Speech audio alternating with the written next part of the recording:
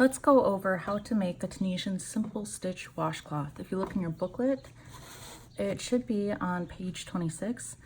Here I have some Lily sugar and cream cotton with my 6mm Tunisian crochet hook and a stopper at the end. And if you turn the page, there will be a pattern listed. So what we're going to start with is making the foundation chain. I am going to do it knitter style, okay? So you can wrap your hook if you want to get the right amount of yarn for sure, but I've done this a few times, so I'm fairly comfortable with how much I have. I would guess it's probably 16 inches. So I'm going to go ahead and get started with my 25, 24, 25. All right, so here I have my 25. I am going to chain one, which is a yarn over and bring through one loop, and then I'm going to do the return pass, which is a yarn over, pull through two, yarn over, pull through two, yarn over, pull through two, and I'm going to continue doing that until I only have one loop left on my hook. Now when you have two left on your hook, you can still do the yarn over and pull through two to get that one. And now I'm going to do the foundation row is complete, so I am going to begin row one. And once again, this right edge stitch we don't need to do anything for because we already have a stitch on our hook that accounts for that one. So I'm going to go into the next one over. So this is the edge stitch. I'm going to go into this one from right to left, yarn over and pull it through. I'm going to jump to the next front vertical bar and pull it through. Next vertical bar, enter from right to left, yarn over and pull it through. I'm going to do that until there are 24 stitches on my hook. Okay, now I'm at the 24th stitch.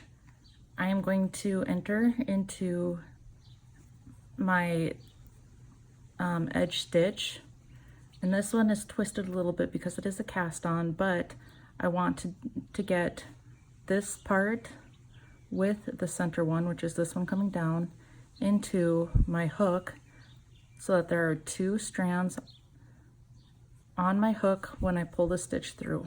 Oops, let me do that again. Looks like it slipped off. Okay, you might need to finagle with yours a little bit, as I have with mine. But sometimes if it's too loose, I go into this one and then I grab the leg that's in the back, just so it stays a little bit more sturdy, and I pull it through. Okay, yarn over, pull through one. You always want to do that chain one before you return in order for everything to be coming back the same amount. Yarn over, pull through two, yarn over, pull through two. And now we're going to do row two, and it's going to be exactly the same as row one. I'm going to skip this first edge stitch since I already have a stitch on my hook that is connected to this one. I'm going to enter from the right to the left, yarn over from the back to the front, and pull it through that front vertical bar. Enter from the right to the left of that front vertical bar, yarn over from the back to the front, and pull through just that front vertical bar. So I'm going to go ahead and pick up all the stitches until the last edge stitch. All right, now you'll want to take a moment to count to see how many stitches that you have on your hook, and I have 24. So for this one, the same applies as before. I want to get the two furthest strands onto my hook. Okay, so you can see the two strands right there. I'm going to put my hook in between right there. Okay, yarn over, pull through the two strands. Now that is pulling up the stitch for your forward pass, and you still need to chain one for your return pass. Okay, and now you can begin the yarn over, pull through two all the way back.